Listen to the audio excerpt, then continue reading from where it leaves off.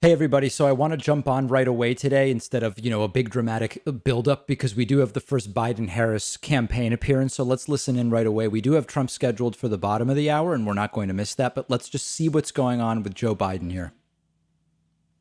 You know, it comes from people all over the country. It's already occurring.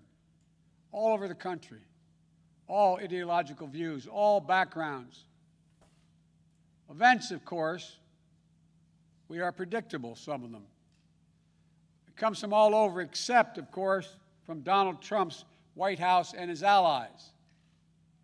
You all knew it was coming. You could have set your watches to it. Donald Trump has already started his attacks, calling Kamala, quote, nasty, whining about how she is, quote, mean to his appointees. It's no surprise, because whining is what Donald Trump does best, better than any president in American history. Is anyone surprised? Just as a funny little thing, I don't know if this is true, but a couple of people I know in the Democratic Party have said that some of the people around Biden do watch my commentaries, and this is literally the language I used in my commentary today. I'm not suggesting that they actually got it from me, but what I do think is interesting is that some of this language about Trump being a whiner has gotten to them, and I think it's important. The water you drink, worried about your civil rights, even your basic right to dignity, which is under attack with this administration. Kamala Harris has had your back, and now we have to have her back. She's going to stand with me in this campaign, and all of us are going to stand up for her. On January 20th, 2021, we're all going to watch Senator Harris raise her right hand and swear the oath of office. Let's hope. As the first woman ever to serve in the second highest office in America, in this land. And then we're going to get to work fixing the mess that President Trump and Vice President Pence have created, both at home and abroad, through 4 years of mismanagement and coddling of terrorists and thugs around the world. Not only will America dig itself out of this hole they put us in, we're going to build back, and we're going to build back better. We have a public health crisis while he's in court trying to do away with health care. With more than 5 million reported infections, 165,000 people dead and climbing as a consequence of COVID-19. And still, months later, no real leadership or plan from the President of the United States how to get this pandemic under control. There won't be a plan. No real help for the states and local governments trying to fill the vacuum of leadership from the White House. No real help for children and educators, for small businesses and frontline workers they're ones holding our country together. Instead, he's issuing executive orders and making promises that in the end will defund the Social Security system while insisting that this virus will disappear. The Joe Biden and Kamala Harris administration will have a comprehensive plan to meet the challenge of COVID-19 and turn the corner on this pandemic. So it's like nothing feels particularly inspiring, but it's like we have two normal people who sort of understand just like basic things. They understand like when you have a medical crisis, you go to doctors. You don't come up with something on your own and then think what will get me to the next election. Like it's a return to normalcy. Responsibility. Not as this president says, it's not my fault. The governor should thank me more. As an old saying goes, give me a break. We have an economic crisis with more than 16 million Americans. 16 million still out of work. Donald Trump is on track to break another record. On track to leave office with the worst jobs record of any American president in modern history. But instead of doing the hard work of meeting face-to-face with congressional leaders, Democrats and Republicans in the White House, like every other president has done in a crisis, to get Americans the relief they need and deserve, Donald Trump is on the golf course. If I told you this 3 years ago, you'd look at me like I was being crazy. He hasn't even... Now, do you guys think Trump will deliberately wait till this is over, or that he will start on time in order to distract from this? We have a climate crisis that Donald Trump refuses to even acknowledge. When he thinks about climate change, all we hear is the word hoax.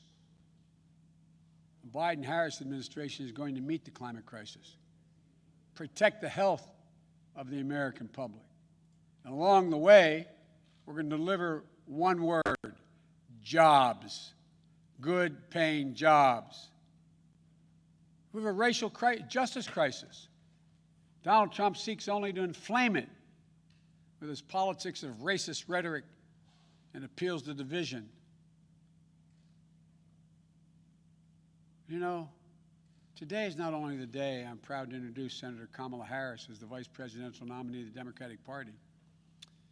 It's also the 3rd anniversary of that terrible day in Charlottesville. Remember what it felt like to see those neo-Nazis? Close your eyes. And those Klansmen, white supremacists, coming out of fields, carrying lighted torches, faces contorted, bulging, veins, pouring into the streets of historic American city, spewing the same anti-Semitic bile we heard in Hitler's Germany in the 30s. Remember how it felt to see a violent clash ensue between those celebrating hate and those standing against it? It was a wake-up call for all of us as a country. For me, it was a call to action. My father used to say, silence is complicity, not original to him, but he believed it. At that moment, I knew I couldn't stand by and let Donald Trump, a man who went on to say, when asked about what he thought, he said there were very fine people on both sides. Quote, very fine people on both sides. No president of the United States of America has ever said anything like that. See him continue to attack everything that makes America, America. I knew we were in the battle for the soul of the nation. That's when I decided to run. And I'm proud now to have Senator Harris at my side in that battle, because she shares with the same intensity I do. For she's someone who knows what's at stake. The question is, for all Americans to answer, who are we as a nation? What do we stand for? And most importantly, what do we want to be? You know, someone who knows that the future of this country is limited only by the barriers we place on our own imaginations. If you are just joining us, this is the first joint Biden-Harris event, expecting Kamala Harris momentarily. We're also standing by for a bottom-of-the-hour press briefing with Donald Trump. Unclear how the timing of that will relate to the timing of this. I also have a bunch of stuff to play for you guys, and we'll see when we get to it. Possibilities. Let me say it again. Possibilities. That's America. That's what sets this nation apart, is that everyone, the ability for everyone, and we mean everyone, to go as far and dream as big as hard work and their God-given ability will take them. When I agreed to serve as President Obama's running mate, he asked me a number of questions, as I've asked Kamala. But the most important was, he said to me, he asked me what I wanted, most importantly. I told him I wanted to be the last person in the room before he made the important decisions. That's what I asked Kamala. I asked Kamala to be the last voice in the room, to always tell me the truth, which she will, challenge my assumptions if she disagrees, ask the hard questions. because that's the way we make the best decisions for the American people. I got a chance to spend some time at my home today with Kamala and Doug. And I want to thank them, and I thank them publicly for agreeing to join and take this journey with Jill and me. Doug, you're going to have to learn what it means to be a barrier breaker yourself in this job you're about to take on. America's first, second gentleman. And although they're not with us here today, I want to thank Ella and Cole as well. I had a chance to speak to Doug's mom and dad and to Ella and Cole. And we're going to get our kids together to let them know what's coming. My grandchildren are about the age of their children. I got to speak to them. My campaign has always been a family affair, every campaign I've run. So I've got some news for you. You're all honorary Bidens. And here's the best part. Kamala, you've been an honorary Biden for quite some time. You know, one of the most interesting things about this is when someone confronts Donald Trump and criticizes Donald Trump publicly, the way Kamala Harris did to Joe Biden during the debates, Trump assails that person's character and cuts them out and tries to make them disappear. Joe Biden has selected as his running mate, like her politics or not, the person who most fiercely confronted him during the debates. That's fundamentally different. As if you needed me to tell you that. But that is the antithesis, as I tweeted yesterday, of the way Trump does business when people challenge him. Winning the battle for the soul of America. My fellow Americans, now let me introduce to you, for the first time, your next Vice President of the United States, Kamala Harris. Kamala, the floor is yours. What a crowd. The crowd is just going crazy. There's no crowd. I'm kidding. What do you want? Here you go. Thank you, Joe. Thank you. Thank you, Joe. As I said, Joe, when you called me, I am incredibly honored by this responsibility, and I'm ready to get to work. I am ready to get to work. After the most competitive primary in history, the country received a resounding message that Joe was the person to lead us forward. And Joe, I'm so proud to stand with you. And I do so mindful of all the heroic and ambitious women before me, whose sacrifice, determination, and resilience makes my presence here today even possible. This is a moment of real consequence for America. Everything we care about, our economy, our health, our children, the kind of country we live in, it's all on the line. We're reeling from the worst public health crisis in a century. The president's mismanagement of the pandemic has plunged us into the worst economic crisis since the Great Depression.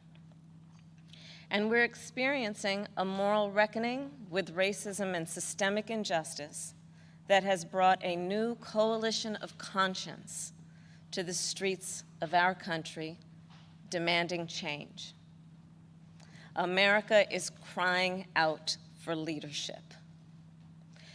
Yet we have a president who cares more about himself than the people who elected him.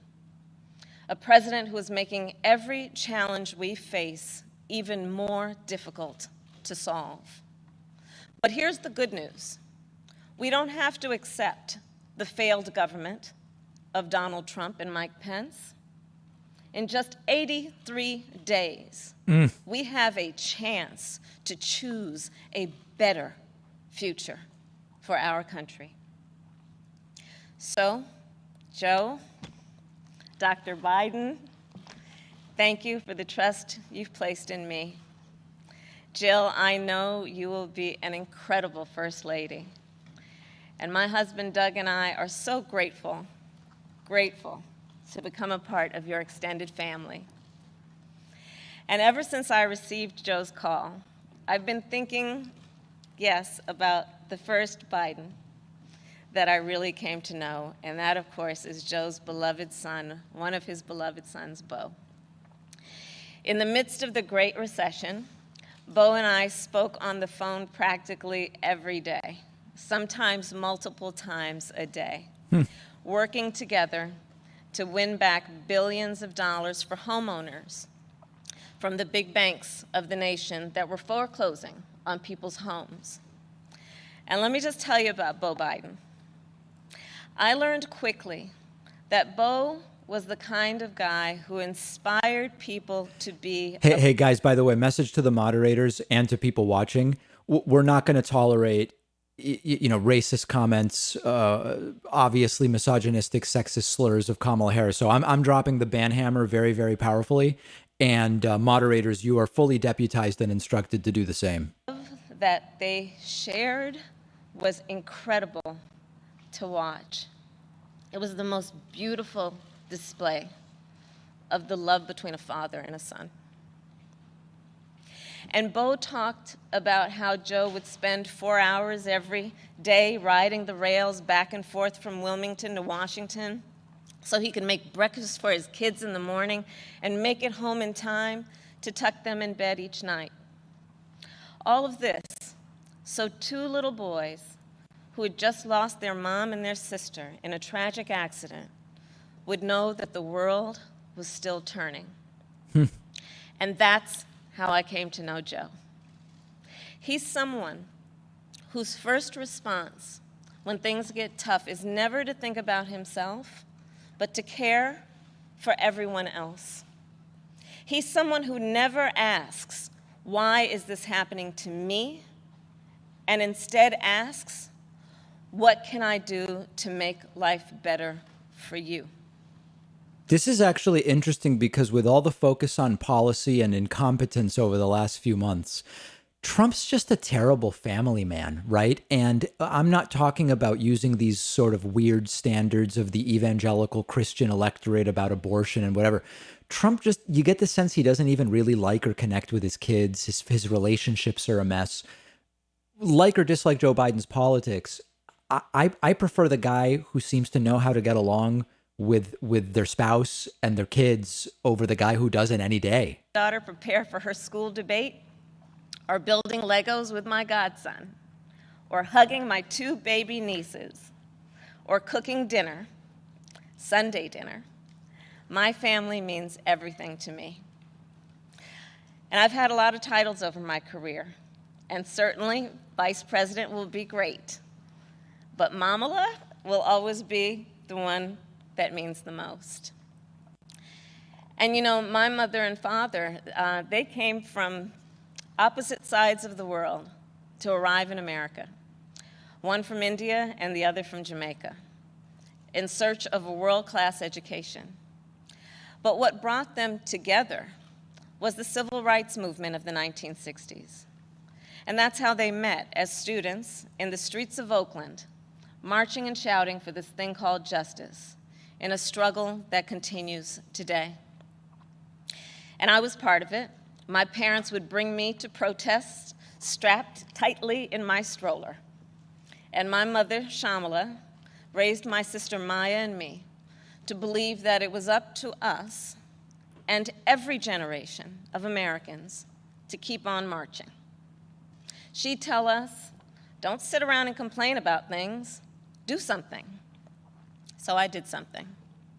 I devoted my life to making real the words carved in the United States Supreme Court, equal justice under law.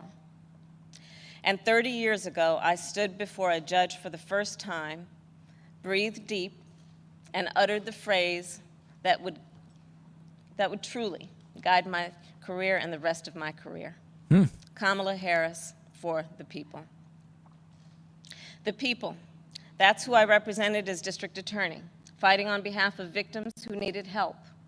The people, That's who I fought for as California's Attorney General when I took on transnational criminal organizations who traffic in guns and drugs and human beings. And it's the people who I have fought for as a United States Senator, where I've worked every day to hold Trump officials accountable. Hey, by the way, I just want to show you guys something really funny. If you look at the likes and dislikes on this live event, this is the Washington Post feed, you'll see that the Trump bots disliking it are very, very present. But, you know, what you can't do anything about is the fact that this is slightly off screen, so I apologize, but 69,000 people, hold on a second. 69,000 people are watching this. Nothing that Trump does and has done for months gets 69,000 people watching it. So it's a very, very interesting sort of a proxy war that's being fought here. But my streams often have larger viewership than Trump's White House feeds of his press briefings. And there's 70,000 people watching this just through the Washington Post. Who have children that are hungry. And tragically, more than 165,000 lives that have been cut short. Many with loved ones who never got the chance to say goodbye. It didn't have to be this way. 6 years ago, in fact, we had a different health crisis. It was called Ebola. And we all remember that pandemic. But you know what happened then? Barack Obama and Joe Biden did their job. Only 2 people in the United States died. And Trump still said Obama should resign. That is what's called leadership. But compare that to the moment we find ourselves in now. When other countries are following the science, Trump pushed miracle cures he saw on Fox News. While other countries were flattening the curve, hydroxy. He said the virus would just, poof, go away. Quote, like a miracle. We need a miracle. So when other countries opened back up for business, what did we do? We had to shut down again. And we didn't. We should have. This virus has impacted almost every country. But there's a reason it has hit America worse. It's called than mango. Any other advanced nation. Mango menace. It's because of Trump's failure to take it seriously from the start. His refusal to get testing up and running. His flip-flopping on social distancing and wearing masks. His delusional belief that he knows better than the experts. All of that is reason. And the reason that an American dies of COVID-19 every 80 seconds. How does Pence debate her? Like, how does he do it? What does he do? Have had to shut their doors for good. It's why there is complete chaos over when and how to reopen our schools. Mothers and fathers are confused and uncertain and angry about childcare and the safety of their kids at school, whether they'll be in danger if they go or fall behind if they don't. Trump is also the reason millions of Americans are now unemployed. He inherited the longest economic expansion in history. Which he took credit for. From Barack Obama and Joe Biden. Who he criticized. And then, like everything else he inherited, he ran it straight into the ground. Because of Trump's failures of leadership, the Midas touch. Our economy has taken one of the biggest hits out of all the major industrialized nations, with an unemployment rate that has tripled as of today. This is what happens when we elect a guy who just isn't up for the job. Quite frankly. Our country ends up in tatters, and so does our reputation around the world. But let's be clear, this election isn't just about defeating Donald Trump or Mike Pence. It's about building this country back better. And that's exactly what Joe and I will do. We'll create millions of jobs and fight climate change through a clean energy revolution. Bring back critical supply chains so the future is made in America. build on the Affordable Care Act so everyone has the peace of mind that comes with health insurance. And finally, offer caregivers the dignity, the respect, and the pay they deserve. We'll protect a woman's right to make her own decisions about her own body, root out systemic racism in our justice system, and pass a new Voting Rights Act, a John Lewis Voting Rights Act, that will ensure every voice is heard and every voice is counted. The civil rights struggle is nothing new to Joe. It's why he got into public service. It's why he helped reauthorize the Voting Rights Act and restore unemployment discrimination and employment discrimination laws. And today, he takes his place in the ongoing story of America's march toward equality and justice as the only who has served alongside the first black president and has chosen the first black woman as his running mate. But as Joe always points out, this election is about more than politics. It's about who we are as a country. And I'll admit, over the past 4 years, there have been moments when I have truly worried about our future. But whenever I think that there is a reason for doubt, whenever I've had my own doubts, I think of you, the American people, the doctors and nurses and frontline workers who are risking your lives to save others, the truck drivers and the workers in grocery stores, in factories, in farms, working there, putting your own safety on the line to help us get through this pandemic, the women and students taking to the streets in unprecedented numbers, the dreamers and immigrants who know that families belong together, the LGBTQ Americans who know that love is love, people of every age and color and creed who are finally declaring in one voice that yes, Black lives matter. All across this country, a whole new generation of children is growing up hearing the cries for justice and the chants of hope. You know, for the people saying that she's going to outshine Biden, I don't know that it's all bad, right? I mean, it's energy, and I don't think there's any downside in this case to it. So to everyone keeping up the fight, you are doing something. You are doing something great. You are the heroes of our time, and you are the reason I know we are going to bring our country closer to realizing its great promise. But to do it, we'll need to work, organize, and vote like never before, because we need more than a victory on November 3rd. We need a mandate that proves that the past few years do not represent who we are. And to prevent Trump's rigging claims. To be. Joe likes to say that character is on the ballot, and it's true.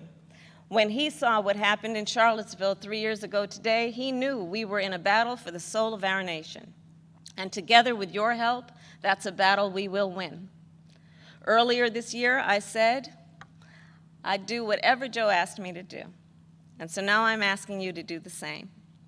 So visit joebiden.com to get involved in this campaign and vote, because electing Joe Biden is just the start of the work ahead of us. Isn't that the truth? And I couldn't be prouder to be by his side, running to represent you, the people.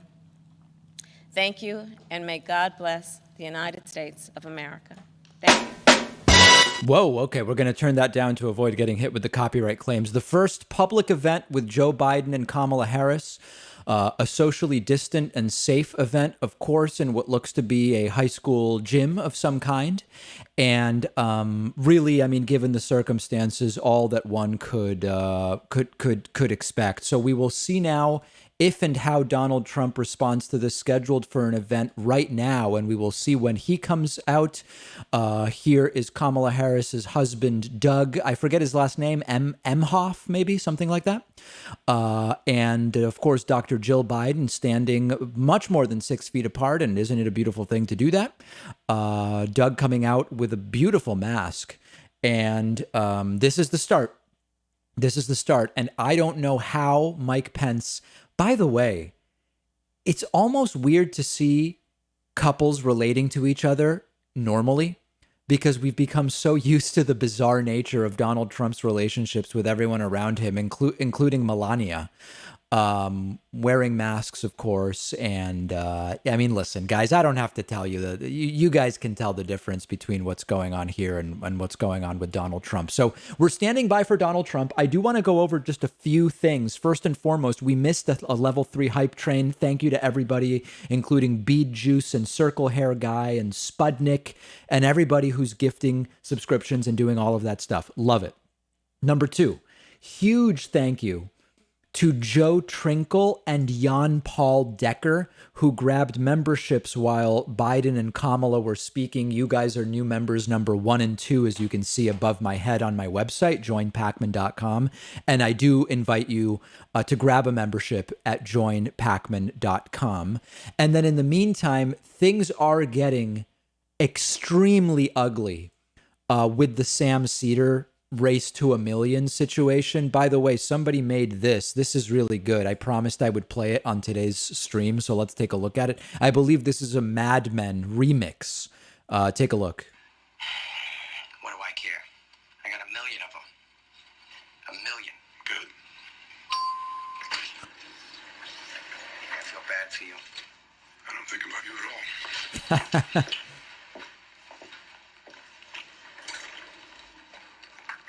So there it is. Shots very much fired here. I guess we have time to look at, this event is wrapping up, which is great. I think we have time to look at, this is the latest shot across the bow from Sam Cedar. I think a lot of you guys are going to be very upset. What's going on? If you don't know what's going on, by the way, Sam Cedar and I are embroiled in a race to 1 million subscribers on YouTube. We are now at 935,000 and scheduled to reach 1 million on November 22nd. My goal is November 3rd. I want to hit 1 million on election day or before. We are about 19 days off right now. So that's where we are. And here, listen, look at the craziness being said on Sam Cedar's show. This is ugly. Bear at home too. Great seeing you on MSNBC over the weekend. Where can I find the full episode online so I can send it to my mom? Also, you're doing an impression of Chris Hayes. Your cadence seemed very familiar. I like the old Matt on Thursdays. Can you interview David Pakman on one of the shows? We're in a big war right now with David Pakman. I don't know if people know that. So no way. I'm aware. No way. Well, No what way. if he gives you views by being on? Gotta Pakman? jujitsu this stuff. Yeah, jujitsu. Well, the way Pakman works, he just come on to steal subscribers. I know the way that he's I what he's see up how to. he's- How do Can you we even get do into that? this right now?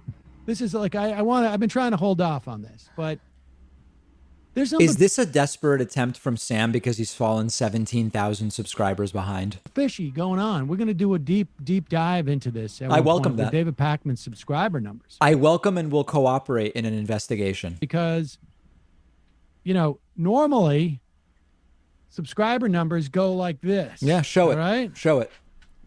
they normally go like this. Okay. All right. That's the normal graph of subscriber numbers. But this is not a Okay. normal channel. It's also my notes to myself here. Wait a second. Let me do this. Real quick. Let me tell you what has happened with David Pakman's numbers. Show it. Yeah, please. They have gone like this. That's right. Something very fishy is going on. That is- That's thanks to you guys, okay? He's saying your behavior is fishy. Understand that. not a normal subscriber graph. Maybe it's Ben Shapiro's way to sabotage you. He's like give me a getting break. in on there. Well, I don't know what it is, but I will tell you this. I suggested very lightly, that maybe there were bots at play. And then all of a sudden I get a bunch of emails saying I'm not a bot, but they Someone's all at my door. were clearly sent from bots. Look at, let's play this. Yeah, look at that. Look at what's going on there. That's a beautiful curve.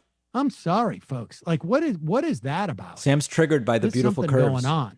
I think somebody should investigate this. What was he covering?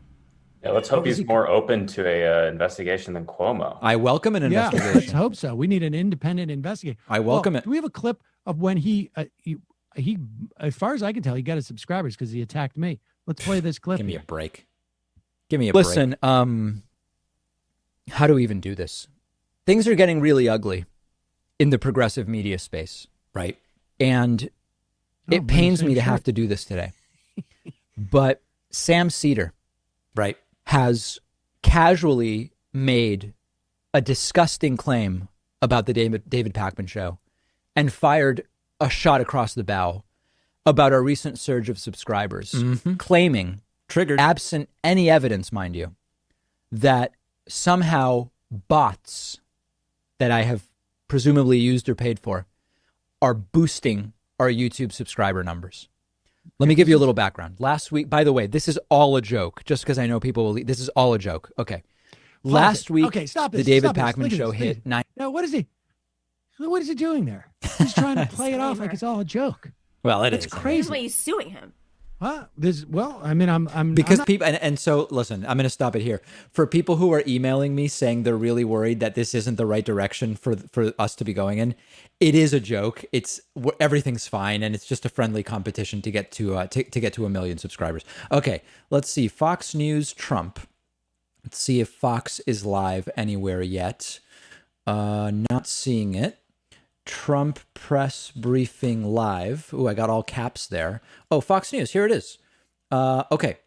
After Chuck Schumer here, I think we will get to being live in the room. So it is a joke, but in all seriousness, I would love to get to 1 million subscribers before Election Day. There's 15,000 people watching on YouTube right now. Please hit that subscribe button. We could get to 950 right now. I mean, I know not everybody's unsubscribed, but if even a fraction of you just hit subscribe now, we at least get to 940 right now. So please help us out and let's do that. Okay, other memes and things.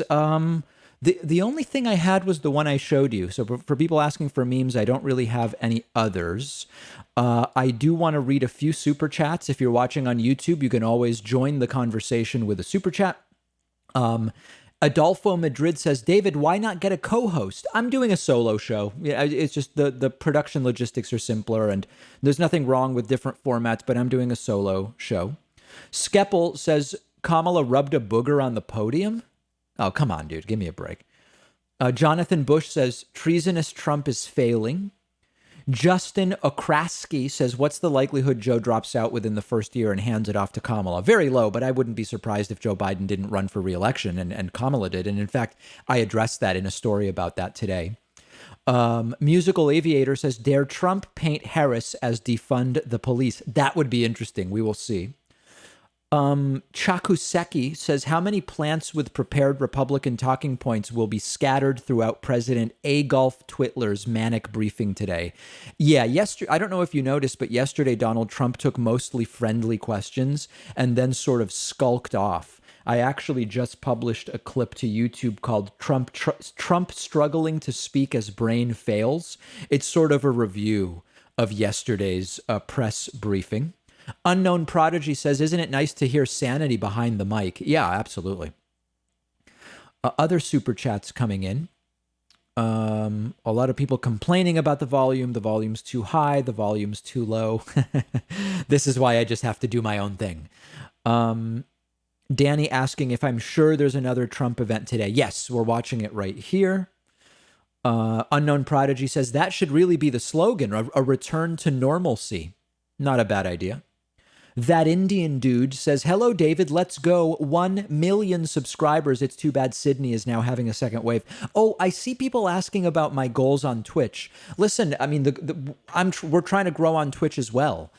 We have 43,000 followers on Twitch. I've been on there for, I think it's 11 months. And the immediate goal is 50,000. And listen, I mean, I've been on YouTube for a decade, so I understand we're not going to have the same numbers on Twitch that we do on YouTube. But I have to tell you, on a percentage basis, I think we are doing better on Twitch. Let me just do the math here. Let me pull in a calculator out of nowhere. We've got about 15,000. Whoa, we need number lock on. We've got about 15,000 people who regularly watch my streams out of 935,000, meaning that our average YouTube stream is about 1.6% of my audience. However, we've recently been often getting 3,000 viewers live on Twitch. We only have 400 followers, which means that 6.9% of my Twitch following watches a stream. Divided by 1.6, our engagement rate on Twitch is more than 4 times higher. Now, if you don't like math or simple arithmetic, Boom, we'll get that off the screen. Forget about it, okay? No 4-head, 5-head, 6-head stuff. But when we talk about per capita, on a per capita basis, our Twitch streams actually do better than YouTube. You understand what I'm saying? Okay, people on Twitch getting very excited. Yeah, but no, in the immediate 50,000 is the goal on Twitch. It's certainly a more modest goal than 1 million on YouTube, but okay, we've been on YouTube for a long time. What do you want me to say? Thanks to Ethan Marion, who has just made a pledge on Patreon, and you are supporter number 3 today. Sometimes we just count website members, but as you can see, we're doing website members and patrons. So either way, it counts. Join pacman.com with the coupon code if you want, or just Patreon. We are counting both of them. Both of them count from the standpoint of getting to 25. Jerry Hickle says, I'm not a Biden or Harris fan, but their speech was such a huge contrast to the current idiot. Very much so. Satu Gustafson says, does anyone know what became of the alleged shooter? What was that, a stunt? Nothing on the news. Yeah, it is weird because there was this shooting out near the White House on I believe that was the Monday press briefing. And then we really haven't heard much else about it. It was very weird. Charles Bergenstein says Joe Biden should resign the day after his second year mark so Kamala has the chance to be president for 10 years if she is reelected twice. There's an idea. Breaker 19 says Trump says he's done the most for prison reform, but the Fair Sentencing Act under Obama got me out of prison 2 years early. Baba Booey to you. Okay. G. Merkin says, hi from West Palm. Love the live Trump fact checks. Beautiful. What else do we have going on? A lot of elements here being inquired about. Daniel Tesfaye says, who do you think are top Republican presidential candidates in 2024? No, just no. I'm not going to be goaded into that. You know, people in 2017 were talking to me about the Dem primary, and I said, we have a midterm to deal with. Once we get past the midterm, I'll talk about the primary. And the last thing I'm going to talk about now is Republican candidates for no. We have fish to fry that are much more present. Okay. Skeppel says, actually, I'm excited to vote. I'm Yang Gang. Regardless of policy, it's good to see values, bravery, history, representation, and balance. It's progressive. Timmy Lunsford says, your mode has changed. Mode? Do you mean mood? It shows keep it up. Well, part of why I'm doing better today is we had a completely master electrician, that's all caps, master electrician here today in my bunker where I've been broadcasting this week. And we very powerfully fixed the elements of electrical that weren't working this week. We had this crazy situation because of an overly sensitive arc fault breaker. Who cares? I mean, electrical code. This is politics, right? But electrical code in Massachusetts, very strict, requires arc fault breakers. And what happens when I plug in my laptop, a second monitor, my voice processor, a camera, a light, it trips. It trips. And everything's beautiful here. There's no risk of fire or anything. So I immediately I said, we're trying to do the David Pakman show here. Get an electrician here first thing this morning. And we did. And he replaced my arc fault breaker with a regular breaker. And now everything is completely powered up. Of course, we have a fire risk now, but at least things are working properly. So yeah, I'm definitely doing better. It's electricity, guys. You know, I'm trying to do a progressive podcast here. I have no electricity. It's crazy. So now we're back on and everything's going really well. Curseus Gaming says, dude, I'm late to this and they still flexing on the press. Jess Dudip says, stop flooding your subscriber base with steep discounts. You're training your fans to never pay full price. This has been the downfall of many retailers. No, here's the difference. When retailers offer deep discounts, this is actually, I've done case studies on this at the graduate school level. When retailers establish regular and expected discounts and they actually lose money, they end up being unable to compete with online retailers in a race to the bottom. Here's what you need to understand. The marginal cost to me of a new member on my website is for all intents and purposes zero. Okay, if I get another 5,000 subscribers, maybe I need a slightly more expensive web hosting plan. Okay, it's an extra $10 a month or whatever. But we can afford to offer the discounts because it's like 100% profit. You understand what I'm saying, right? The marginal expense for every new member is almost nil because I think you understand. I think you understand the point that I'm making here. So on that note, let me just briefly, I'm going to take 30 seconds to mention this, okay? Our program, our channel, all of the stuff we do, the microphones, the connectivity, health insurance for employees, retirement accounts I'm looking into for employees, all of this stuff. It's funded by website memberships, period. We've got super chats. We have Patreon. We have, all these different things.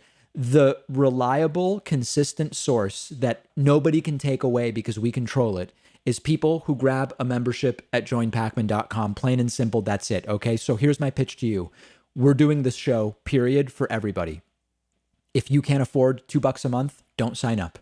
If you can't afford $1.80 a month, please don't sign up. I don't want anybody's last dollar, and we're here providing what I believe is a valuable public service. But if you value the work we do and you think $1.80 a month is reasonable and you can afford that, if you think $2 a month is reasonable, grab a membership at joinpacman.com. The coupon code above my head, 2020 now, will reduce the price all the way down to $2 a month or $1.80 a month if you pay for the entire year at a time.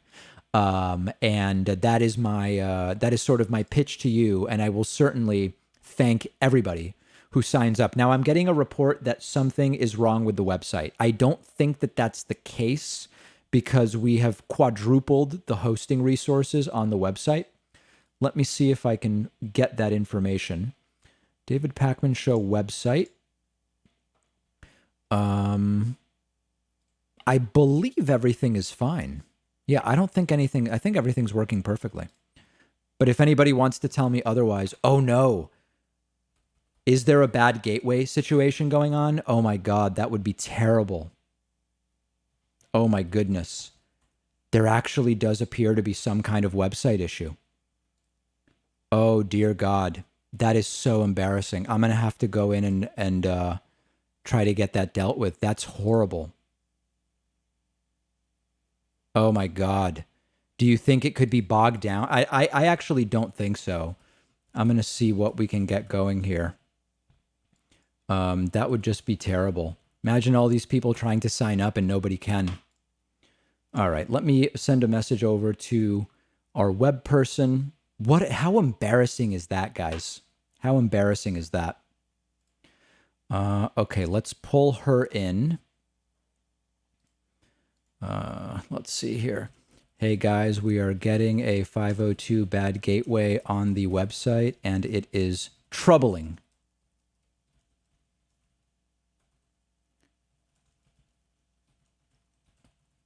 Okay, very good. And then I'll just do a reset as well on my end of the server and see if that gets us back up and running. What a disaster. I mean, that is terrible, terrible timing. My hosting service is going to hear from me. I'm going to go all Karen on them, if you can imagine that. Okay, we're going to get it all fixed up. Let's see. Other super chats that are coming in. Chakuseki says, I can't wait for Kamala to beat on Trump like an orange-skinned bongo drum, just like how she punished boofing beer boy Kavanaugh. I found it so funny that yesterday, Donald Trump criticized Kamala for how she destroyed Brett Kavanaugh, when it's like, that was fantastic. She did an amazing job. And that shows me that she is probably going to absolutely crush Mike Pence during a debate, and I very much look forward to it. I mean, I very much look forward to seeing that, and it's something that we should be cheering. People saying the website is back up. I did reset it.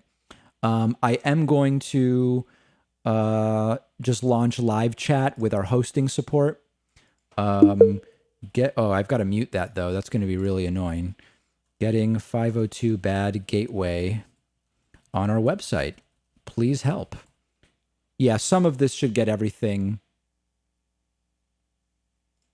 get everything back up and running. But yeah, it looks like 70 people are all of a sudden on the website. So hopefully it'll resolve, but we will continue to work on that. Other super chats coming in. Pat Needham asks, what is our web hosting plan?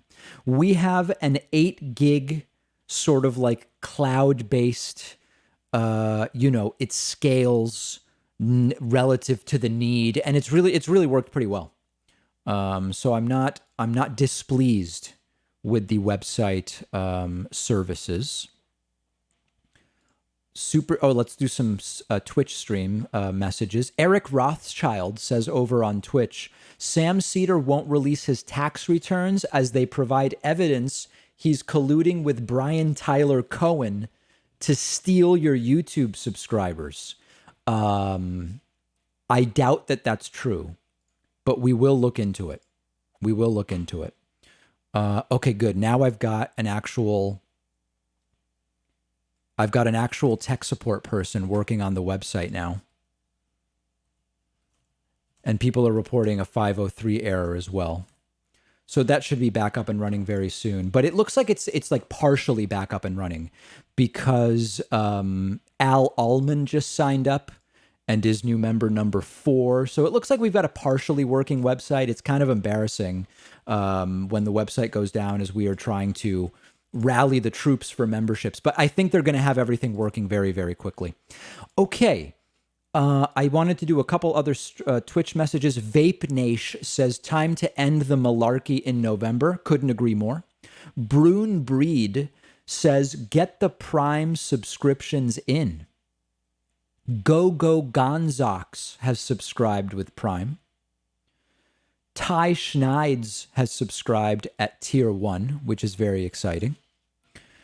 The super chats continue to pour in like a faucet. Devin Nunes' Cow Matthews says, they're saying Harris is a criminal justice reformist on mainstream media. Okay, I don't know exactly what you mean. Gabe says, David, did you see Trump donated $6,000 to Harris's AG campaign when she was running? Yes, and I discussed that on today's bonus show, actually, and I had a lot to say about that. Jason Nadal says, what do you think Warren's role will be in the Biden administration now that she's no longer a VP pick? I think Elizabeth Warren would be qualified to be Secretary of Education, Secretary of the Treasury, probably Commerce Secretary as well. I actually think that there's probably 5 or 6 reasonable positions for Kamala Harris. I'm sorry, for Elizabeth Warren, now that Kamala Harris is the VP nominee. And I maybe I'll do an entire segment about it as well. Vanessa Rose says, could Trump declare a state of emergency just before the election to postpone the election? I don't believe so. We've never had a federal election postponed. I don't think it's going to happen. I don't believe it's going to happen. Irfan Fazal says, hey, David, what helps you more, sending money through Super Chat or through your website? Listen, on our website, we keep the highest slice of every payment. I'm not allowed to say how much YouTube slices off. I'm not allowed to do that, as you understand. But what I can tell you is we keep the most on website subscriptions. That I know for sure. Bernie supporter, this is E, Bernie supporter voting Biden. Why is everyone excited to see Kamala versus Pence, but okay with Biden hiding in the basement, not debating Trump? It's bizarre. I don't think that is true. I just don't expect any fireworks at Biden versus Trump. I think much like with Bernie versus Biden, where a lot of people were expecting Biden will implode, or this is going to be a groundbreaking, and nothing really happened. I don't think it's going to be that notable, Biden versus Trump. I think Kamala versus Pence could be just a brutal drubbing. And as Matt Chavez is asking, did Mike Pence get mother's permission to debate Harris? Yeah, is he even allowed to be without a chaperone debating Kamala Harris? That's actually a really good question. I don't know the answer. It's a very important thing to figure out. Stephen Mnuchin came in. Here is Larry Kudlow. The guy behind Kudlow, I forget who that is. Is that Scott something? I don't remember who that guy is. We are now expecting Donald Trump very, very soon. We are live now over on the White House feed, and this is my preferred feed. It is a few seconds behind, but that's okay. I will refresh just to get us as close as possible. In comes Larry Kudlow, the other guy behind him, and another photographer. So we should be pretty close to the start here. I expect many questions about Kamala Harris. I expect many attacks on Kamala Harris as well. And we will see how that all goes. David Adams asks via Super Chat, Yang for possible U.S. Secretary of Labor. What are your thoughts? That would be interesting. I don't think that he would be a bad selection necessarily. Mike says, now that Sam Sater has pretty much lost the race to a million, I think your next goal should be to overtake a real challenge, TYT. It would probably, first of all, I don't think Sam has lost. We still have a long way to go. But I think overtaking, listen, TYT is a different infrastructure. You know, TYT has, I think it's like 70 employees. They're on a completely different level from the standpoint of business. So I don't know that that would be possible. Tim Carlson says, love the show. Sweden is behind Biden-Harris.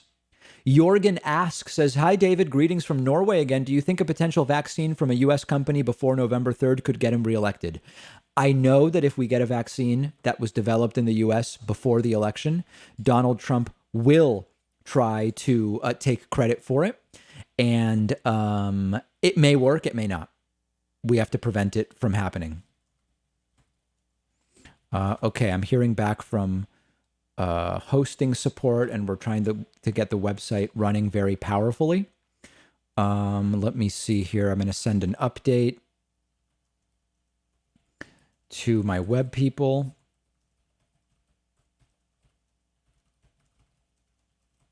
And here is Donald Trump, so let's listen now to that. Thank you very much. Appreciate you being here. And good evening. As we continue to confront the China virus, we're rebuilding America's economy like nobody thought possible, actually. We're doing incredibly well. Stock market's up almost 300 points again today. While our economy is performing significantly better than Europe, which people have to understand very strongly, it's performing better than any market anywhere in the world, actually. Meaningless. At the same time, Europe has experienced a 40% higher excess mortality than the United States. And I will say that doesn't even make that's sense. A significant number. We're working with Europe on their difficulties, and we are going to help them all the way. We're doing very well, as you know, in the vaccines and the a lot of squeaking. Therapeutics. But think of that. We have the strongest economy, performing economy in the world. We're up, I think it's $9 trillion since March, $9 trillion in value. That's a number that nobody's ever heard of before. It's also a number that's meaningless to the average American's day-to-day life. About a 50% number since March, which is incredible. So it's $9 trillion. It's almost 50%. In fact, I think it went above 50% today with the 300-point increase. And it's so we're doing much better than Europe, significantly. And at the same time, Europe has experienced a 40% higher excess mortality than the United States. I just want to mention, because another number of judges were approved recently, will be probably over 300 judges, federal judges, including Court of Appeals judges, approved by the end of my first term.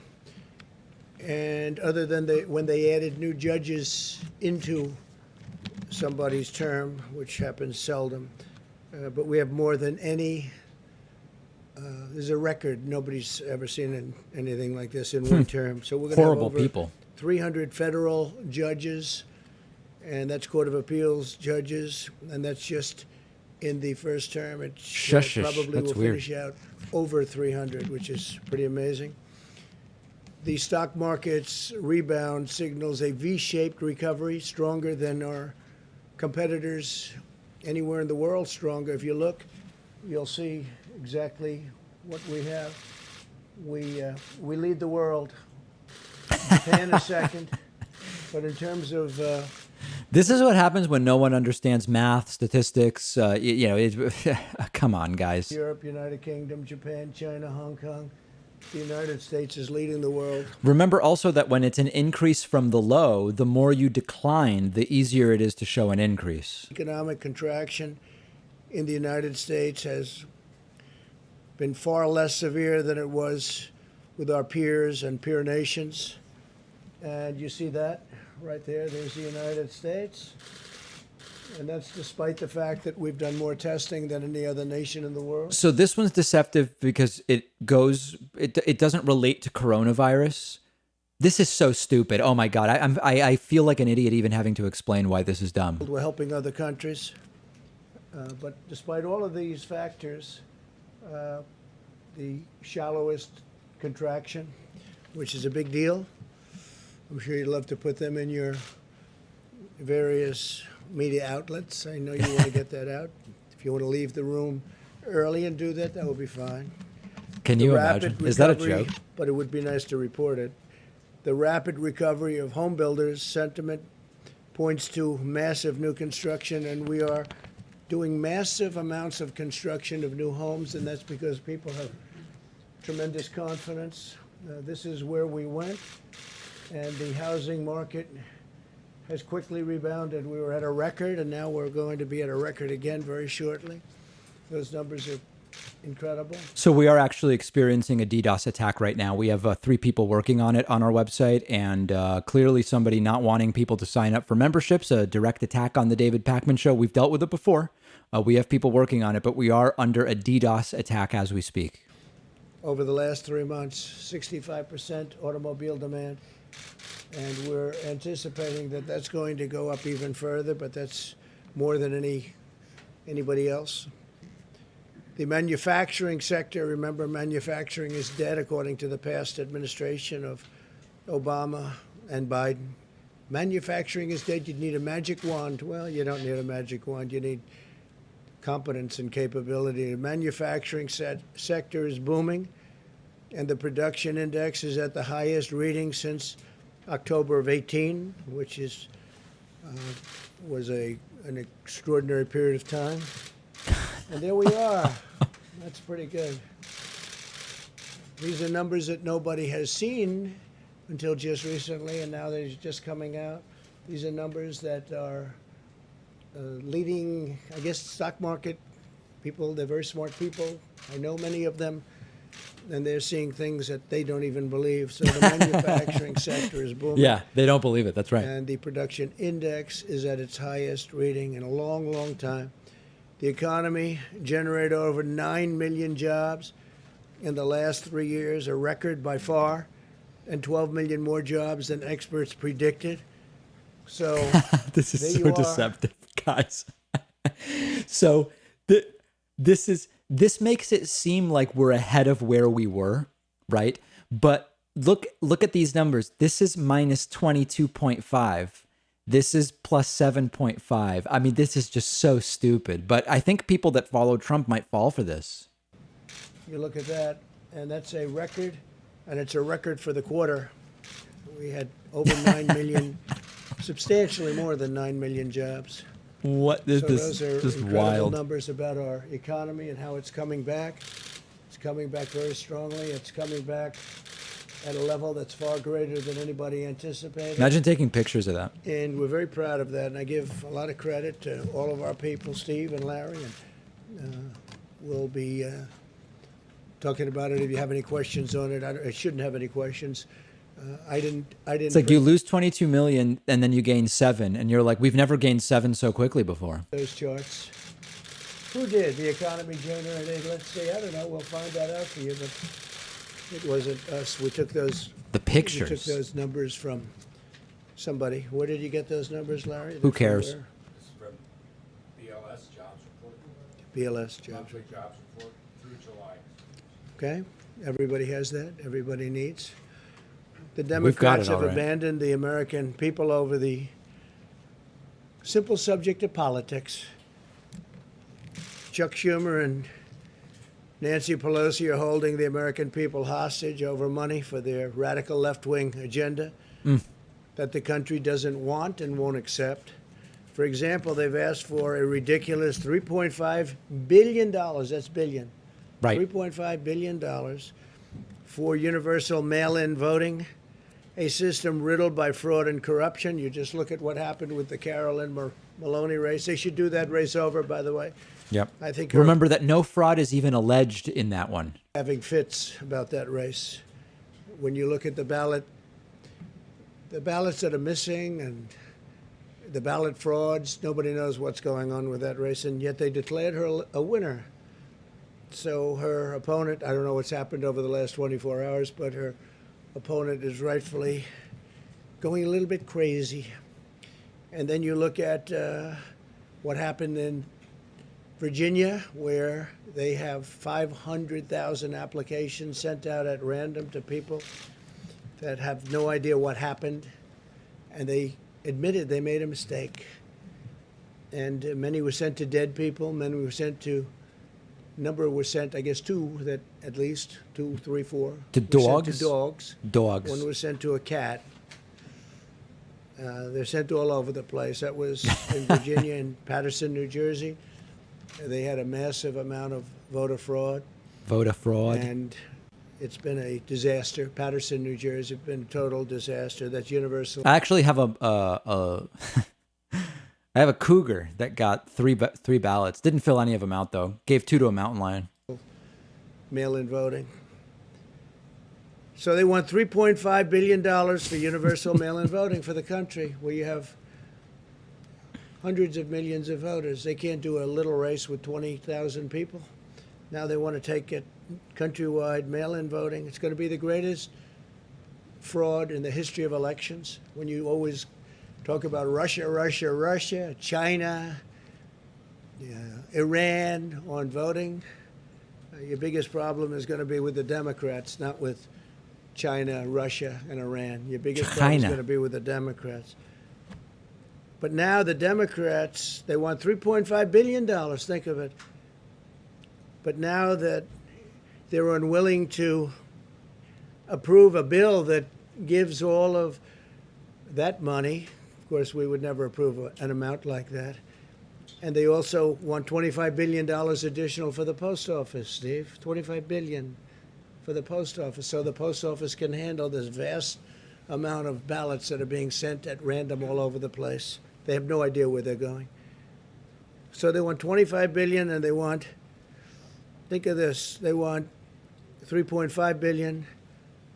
Would you say that's enough to cover it? I think we could do it for less, right? I think we could do it for less. But they want. Just to update everybody on the website, we have identified 2 spam addresses based in India, brute forcing our entire website to prevent you from signing up for a membership. We have 3 very powerful resources in place right now and are hoping to have the website up very soon. Great people in the post office, incredible people, but they've had very bad leadership for many years, so we'll get it straightened out. But they turned down this bill. You guys think it's Sam Cedar? You think he would go this low? You think so? The items that nobody in their right mind would approve. So they want $25 billion for the post office. They want $3.5 billion for universal mailing. $3.5 billion. Those both seem like good places to invest money. And the bill's not going to happen because they don't even want to talk about it, because we can't give them the kind of ridiculous things that they want that have nothing to do with the China virus. It has nothing at all to do with China virus, much of what they're asking for.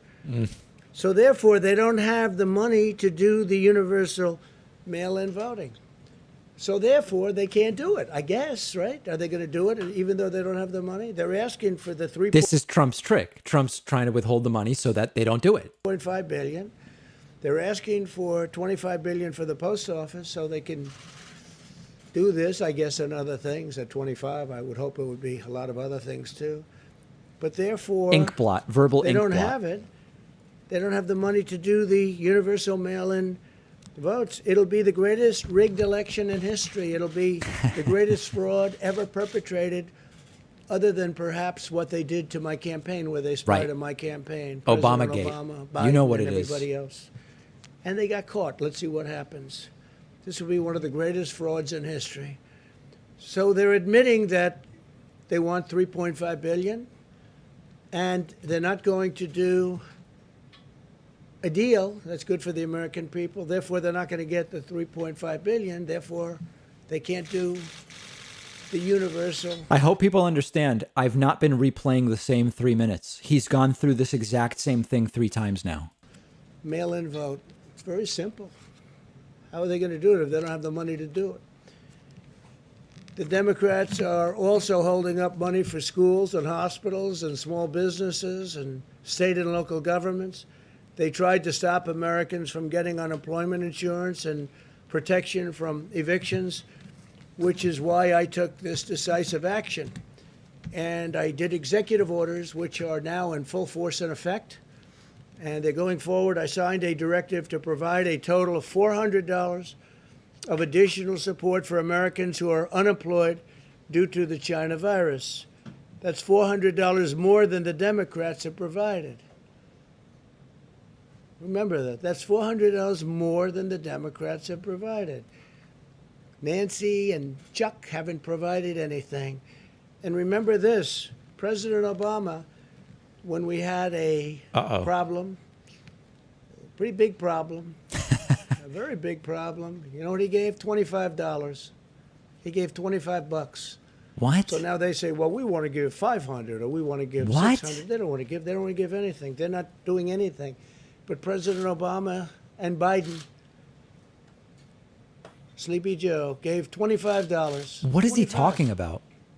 And they'll complain, oh, we want to give more. Well, we're giving $400, and that's now in the works, and that'll be getting out to the people soon, Steve, okay? Remember that, $25 is what they gave the last time, $25. I want to make it unmistakably clear that I'm protecting people from evictions. They didn't want to do that. The Democrats didn't want to do That's not true. a protection from evictions, people getting evicted because... Democrats submitted a proposal 2 months ago. So the China virus, whatever you want to call it, we have 20, now we're up to 21 different names. 21 names. All we know is it came out of China and it shouldn't have. They should have stopped it. Under my executive order, HUD, HHS, and CDC have been directed to ensure renters and homeowners that they can stay safely in their homes. They're not going to be evicted. They are not going to be evicted.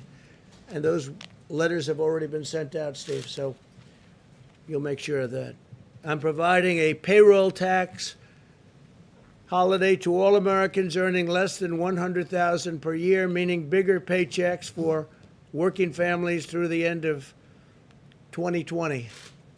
That's a tremendous amount of money that's being supplied and given to families.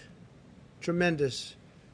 The Democrats didn't want to do a payroll tax. They thought it was too much money, I guess, or it would make businesses too successful. They don't want to see success. They certainly don't want to see it before the election. They certainly don't want to see the kind of graphs and charts that you saw up there. They don't, because they say they can't win with that kind of success. They can't win. They have to get used to it. Remember, we've already gotten $3 trillion in stimulus, so they should have probably negotiated a little bit differently. Maybe they should have asked for all of this before we got most of the money and we gave it out, a lot of it to the people. What on earth is he talking about? Win the election. When I win the election, I'm going to completely and totally forgive all deferred payroll taxes. That's buying votes. Without in any way, shape, or form. Understand what he's doing. This is important. He wants to defer the payroll taxes now, but he'll forgive them if you vote him back in. If you don't vote him back in, those deferred taxes will be due when you file your taxes next year. It's literally buying votes. Social Security, that money is going to come from the general fund. We're not going to touch Social Security. I said from day one that we're going to protect Social Security. And then understand that he's saying he'll permanently cut funding to Social Security while saying out of the other side of his mouth he'll protect it. To protect our people. And Social Security is one of the things that will be protected.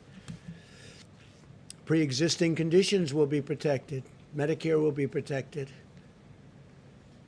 But Social Security will be totally protected under me. Under them, it will not be protected because That's a lie. we'll have a stock market crash, the likes of which you've never seen. That's a lie. Your taxes will be doubled and tripled. And your regulations will... Obviously, you know, if you're already paying 36% federal, how do you even triple that? It goes over 100%. These are... only the most ignorant people would fall for this. Go through the roof, which is what was causing the problems with the country in the first place. Student loans I signed a directive providing relief to student borrowers.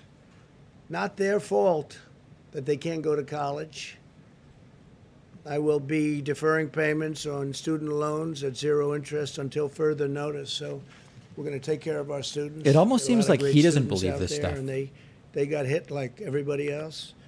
So I will be deferring payments on student loans at zero interest until further notice.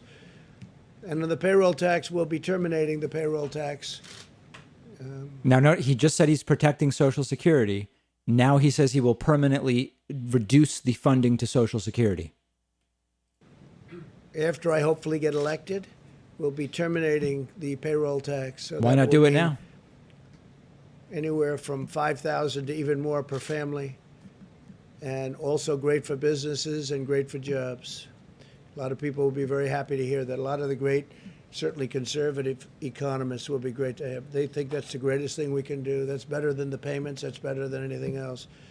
But it's a lot of money, and it's going right directly to the people, and it goes there very easily. But it also creates stronger companies to employ the people. So we will be, on the assumption I win, we are going to be Quite an terminating assumption. the payroll tax after the beginning of the new year. Today I met with parents, students, teachers, and health experts to discuss the vital importance of safety and safely reopening America's schools. This evening I'll outline the common sense recommendations that should guide schools as they reopen with precautions. We want to be very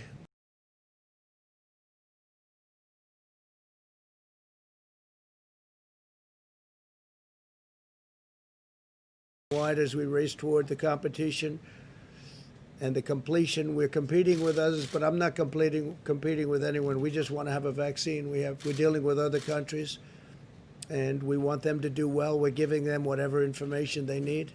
We're all working toward something that will happen before the end of the year, maybe substantially.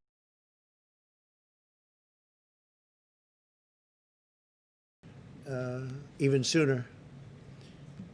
But we're looking for that responsible path forward to shelter those at highest risk while allowing those at lower risk to resume work and school and play football. Go play football. I spoke to some of the great football players, college players. I was muted, guys. I'm Trevor, sorry. I'm a lot of sorry. great. This is that what I was saying was that's the same list from March. That's where we are today. Same list from March. Fantastic people. I got to speak to athletes, leaders. They want to play football. Let them play. What a shit show. Let them play. And Please don't cancel me. they feel safer in the field than they do walking around and doing nothing. So hopefully that will happen. And hopefully when they play football, they will proudly stand for the national anthem, and they Imagine will that. proudly stand and respect the American flag. Or at least I'm not watching. I can't speak for others, but based on what I see now and based on what I'm looking at with respect to the NBA at this point, No one cares a lot about of what he people thinks. agree with me. Yeah. So we want people. We would like to request people. You stand proudly Request for standing. the flag and for the national anthem. Right. In the months since the virus arrived, we've Now, again, I mentioned this before. They never used to televise the anthem during NBA games anyway. So clearly, Trump is hearing that players are kneeling, but they don't even televise that part. chronic health issues. The United States has the largest nursing home and assisted living home population in the Western world by far.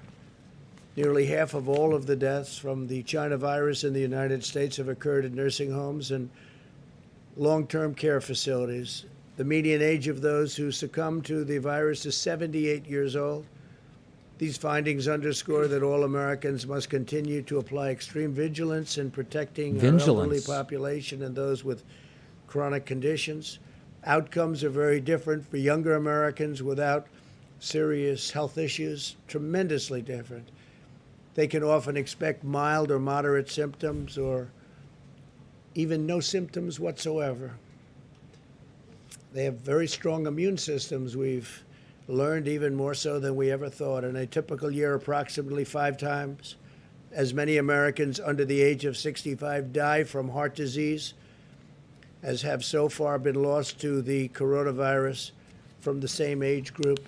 That's an interesting statistic. Blessedly, children appear to face the lowest risk of all. It's 99.995% of all fatalities. Fatalities. Think of that. 99. Fatalities. 0.95. That is extremely close to 100% of all fatalities are Fatalities twice. children often have Oh, only this can't mild be real. symptoms. We're getting plasma at the way this is going. Are incredibly rare, very, very, very rare. Fatalities. Those yeah. that do face complications often have underlying medical conditions. In each of the last 5 years, the flu resulted in more Yosemenites are at particularly high risk of fatalities if they don't get plasma. loss thus far to coronavirus by far. The flu. The flu does kill young people. Given these considerations, we believe many school districts can now reopen safely, provided they implement mitigation measures and health protocols to protect families, protect teachers, and protect students. All families should be empowered to make the decision that is right for their own circumstances. This is especially important if a child has underlying health conditions or lives with a parent or grandparent who is at a high risk. And one of the things we'd like to do is when we make payment to schools, because we spend a lot of money on schools, we'd like to make the payment directly to the student or to the child. And that would mean to the parents essentially, but to the child. We want to follow the child so that if a school is closed, the family can go to another school. There's an idea to defund public schools, huh? No missed opportunity. To make that payment, rather than paying a school that's closed, would rather pay directly. We're following the child, where the child goes. Maybe look at paying teachers. That's another idea too. And then the family can take care of the cost. And we're trying to get that approved too, but the Democrats don't like doing anything unless it means doing for the union, which controls Nancy and controls Chuck 100%. And I have nothing wrong with the union. I have great respect, very few people do I respect more than a great teacher. Tremendous talent. They're really underappreciated. No greater respect than sending kids right back to school, maybe to infect the teachers, huh? Ones are among the most important people we have in this country. And they'll be great they'll be great at charter schools, and they'll be great at, when we talk about school choice, which we'd like to see so that parents can take their children to the school of their choice. That's something we want. We think it's very important, especially in the minority communities. They want it so badly. African American, Hispanic American, Asian American, they want it so badly. But they're desperate. The two people I mentioned, Nancy and Chuck, they're totally controlled by the heads of the union. I think the teachers like us a lot. We're taking care of our teachers. We want to take care of our teachers. But we cannot indefinitely stop 50 million American children from going to school and harming their mental, physical, emotional, and academic development and inflicting long-term lasting damage. I heard a gentleman today, a great person, some of you were at that meeting, from Harvard, say that every year is $10,000. It's people, they lose a tremendous amount of money in the future. Mentioned $10,000. And I think he was talking about on a yearly basis, they lose a lot by every year of education that they lost. Every year they gain $10,000. And when you have... Right, but this is just in general, like having more education usually leads to higher salary, but that's not actually what we're talking about here. So we want to get our students in the classroom. The American Academy of Pediatrics has released guidance, recommendation that schools reopen. They said reopen. It said, quote, lengthy time away from school and associated interruption of supportive services often results in social isolation, making it difficult for schools to identify and address important learning deficits. He seems confused. The doctors also warned about the risk of increased abuse, I would listen to substance doctors. use, depression, and suicide. Suicide. The National Education Association recently stated, despite the momentous efforts of educators during the pandemic, online learning has never been an effective replacement for in-person learning and support. I hope everybody understands we're talking about online for like one more semester. That's what we're talking about. The idea being people will start getting vaccinated, and in the spring we can start to return to normality. We're not talking about ending education here. He's acting like we're saying we maybe shouldn't educate kids anymore. Studies estimate that school closures last spring caused the average student to fall 50% behind in math and roughly 35% in reading compared to a typical year. Think of that. Caused the average student to fall 50% behind in math and How far behind is Trump? in reading compared to being at the school, being with your teachers, being in a classroom. We've learned that. We've learned that learning from a laptop is not great. And frankly, we've also learned that telehealth, little unrelated, but it's up 35,000%, and it's been incredible. 35,000%. We'll check that number, Larry, but that's Yeah, incredible. check the number. So guys, learning through a laptop is very dangerous. Medicine through a laptop is great and should be encouraged. Okay. Period of time with the plague coming in, and those are two things we know. School closures harm low-income students the most because they have less access to high-quality remote learning. They don't have computers and less resources for academic support. All schools should be making plans to resume in-person classes as soon as possible. To support the reopening of America's schools, we provided $13 billion in elementary and secondary schools toward the CARES Act and CARES Act funding.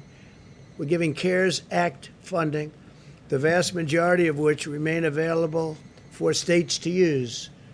So a tremendous amount of money, $13 billion. That's the CARES Act funding, and we're giving a large portion of that for states to use. Today, I'm pleased to announce that we will provide up to 125 million reusable masks to various school districts all around the country. Hopefully Schwab's too. My administration also stands ready to deploy CDC teams to support schools that are opening and schools that need help in safety and in order to safely reopen. Finally, today, my administration is highlighting general recommendations for all schools and guidance to protect high-risk teachers and students. We're working very, very closely with many of the schools and school districts throughout the country. They include the following: to ensure all students, teachers, and staff understand the symptoms of the China virus. You might remember he put this up 10 minutes ago. Does he have two copies of the speech today? Like he's repeated portions 2 to 4 times. We just had this up on the screen with the exact same introduction. And ensuring that hand washing facilities are widely available throughout the school. And for the most part, schools have been very good at that. Minimize large indoor gatherings. Hold large gatherings outdoors whenever possible.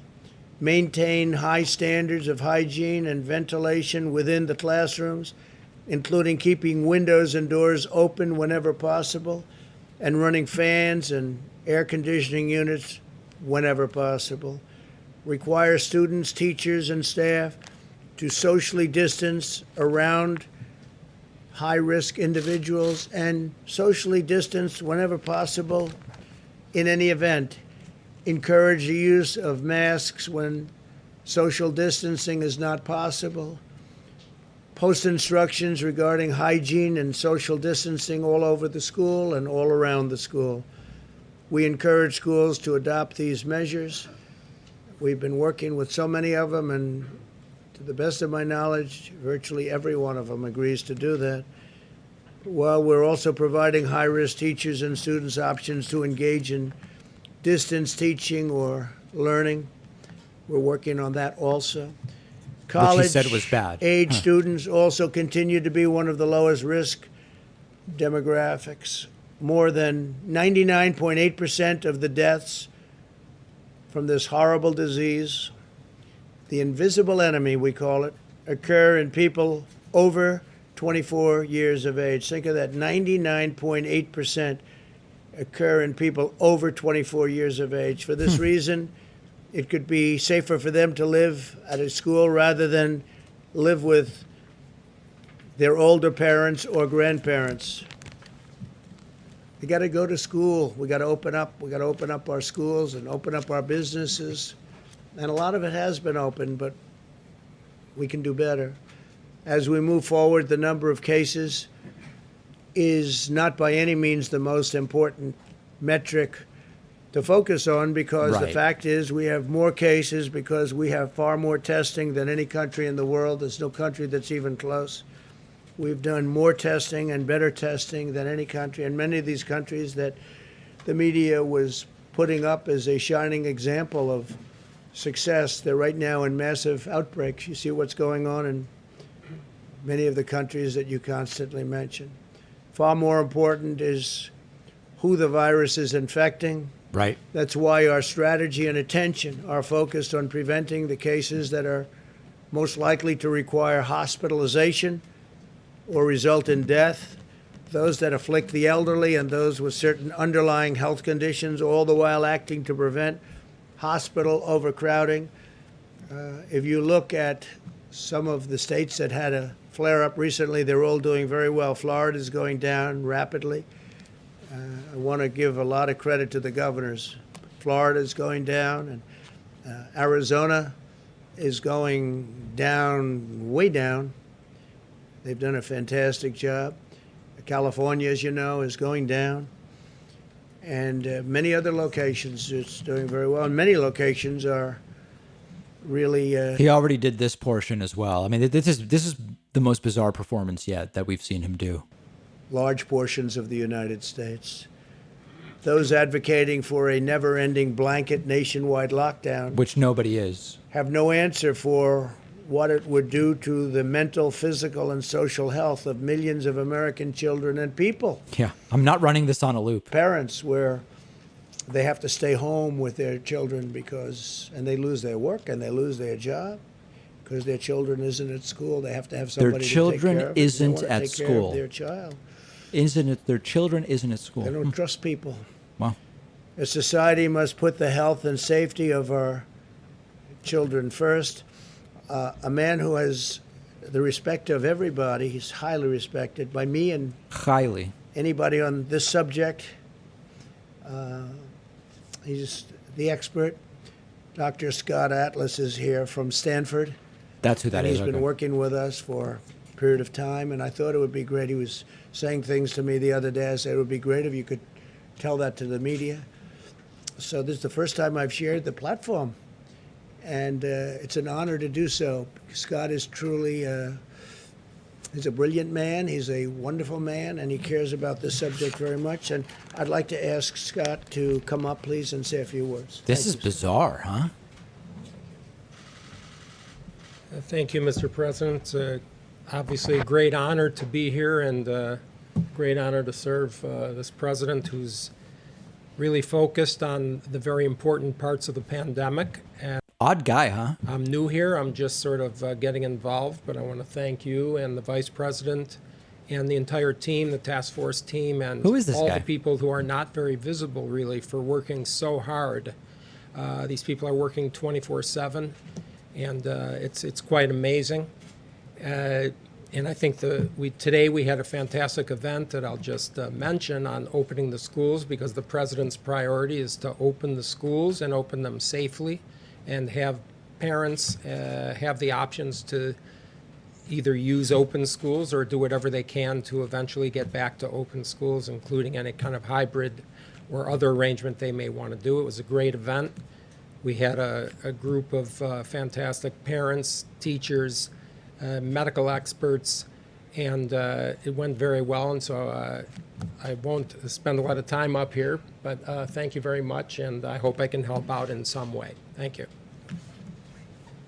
Steve, thank you. You mentioned the executive orders that you signed. Are we now unlikely to see any more stimulus legislation before the election? Well, we're giving $400, and we are in constant touch with governors also, who they'll be making perhaps a contribution. They have options. They can do it or they don't have to do it. I think most of them will do it. We're also doing a payroll tax cut, which is a massive number. That's a very big number. And that's a number that's bigger than any of the numbers we talked about. And the beauty of that is it really incentivizes companies, and because it's both a company cut and a employee cut, so that really very much incentivizes people to go back to work and work hard, and the company to hire people back. And we've had some of the great economic minds saying that's the most important cut. That would be the best cut you could do. We couldn't get the Democrats to even think about agreeing to it. It's not the Democrat way, I guess, because it just seems that whether it's Larry Kudlow or any of your many friends, that's the one they wanted the most. Would you say, Larry? And so we're doing that, and that was never even really discussed because that was taken off the table by the Democrats immediately. And this is every week. Every week you get a check, or a month, or biweekly. This is a major amount of money that you're getting directly. So it's really, it's a very big number. It's a very substantial number. Huge. And this is, don't forget, this is in addition to the $400, and this is a big number. And now at the end of the year, the assumption that I win, I'm going to terminate the payroll tax. Right, buying which votes. is Yep. another thing that some of the great economists would And like crushing to see Social done. Security, of course. We'll be paying into Social Security through the general fund, and it works out very nicely. If Biden would win, he wouldn't do that because he's going to double and triple everybody's taxes. He's going to have to explain that one. And as you know, he's also going to quadruple regulations. He wants to put regulations on. One of the reasons that we had the kind of numbers and big bounces that you've seen. I mean, we closed it up, we saved millions of lives, and now we open it and we bounce right back where we were. Lie. It looks like we'll be bouncing right back where we were. But we have 11% unemployment, and we're down still. We're even after this quarter, we'll be down 20% GDP or 15%. It's crazy. with his new partner, Kamala, will, if you think he's going to put it all back, but many times more. I mean, they want to increase regulations, and that's just going to drive companies out, and it's going to drive people out. It's going to drive them to other countries, and it's going to make us not competitive with other countries. Please, OAN. OAN. I'd like to highlight a kind of odd situation. In the last hour or so, if you Googled Antifa.com, it would take you straight to Joe Biden's website, his official campaign website. Odd situation. We don't know who's behind that. But it raises an interesting leadership question. No, it doesn't. Should Joe Biden, the Democrat Party, Kamala Harris, should they publicly denounce It raises no leadership questions that somebody redirected a URL. terrorist organization? They should. I think they're afraid to. It's in my book, it's virtually a part of their campaign. Antifa, the Democrats act like, gee, I don't know exactly what that is. Take a look at Portland. Take a look at any place you want to take a look at. They're all over the place. The world is laughing at us, guys. The world is laughing. Prison sentence if you knock down any statues 2 months ago, and since then we haven't seen much of them. We had to send border security. We sent actually Homeland and border and different forms of Homeland to Portland in order to, you know what we had to do. We had to save. They wanted to knock down a courthouse, a $500 million courthouse. They wanted to burn it down, knock it down. And they were easily able to defend. But the mayor and the governor of the state, they didn't want to do that.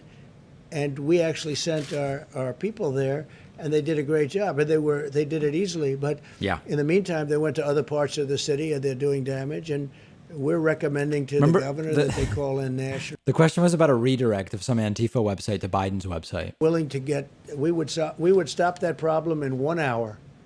The redirect? We sent just defensive measures to protect and save that courthouse from being burned down or knocked down.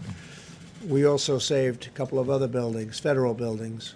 Sure. Because they were unable to do the job. Sure. I have to say this, they have really good police. They have a great group of people that if they would be allowed to do their job, same with Chicago and same with New York and a couple of other cities. If they allowed, you have, in Chicago, 25,000 police, and they're really good, but they're not allowed to do their job. In New York, you have New York's finest, but they've totally taken away their incentive. They've taken away their lives, in a sense, because they don't allow them to do their job. They could do that job so easily, you wouldn't have a problem in New York. And that includes with terrorism and everything else. They disbanded. They've cut by $1 billion their budget in New York, $1 billion. And crime is up by 200%, 250%, depends on what week you're looking at. It's crazy what's going on in New York. We could solve that problem easily, but we don't have to. Remember, the question was about a redirect of some Antifa website to Biden's website, supposedly, and now he's on to this. It's an honor. They have to give the honor back to their law enforcement groups. New York is great, so is Chicago. And in Portland, they could do the job. If they don't want to do that, we would send in gladly if they want. The National Guard will take care of it in 1 hour. Right. It'll go very quickly. As we did, by the way, if you take a look in Minneapolis, when they were burning down Minneapolis, a wonderful place, but nobody's ever seen anything like it. After days, the very liberal, and these are all run by liberal Democrats. Every place I talk about is run because we have great cities, and they're run by Republicans. Okay, it's there's no magic to it. It's obvious what's going on, and the cities that I mentioned are all run by liberal, very liberal Democrats, and it's very sad when you see what's happening to New York. It's very sad when you see what's happening to other cities, not just those three, other cities. And when you look at what's happening, it's not even believable. I left New York almost 4 years ago, and you could see signs of problems because de Blasio was there. He's a horrific mayor, just horrific. I mean, people don't want to go there anymore. Right. He's not only is it bad with crime, the way he talks about the city and what he does, he's horrific. I do agree this is the worst one. I've never seen one this bad. And I know he hasn't said plasma, but this is crazy. This is crazy.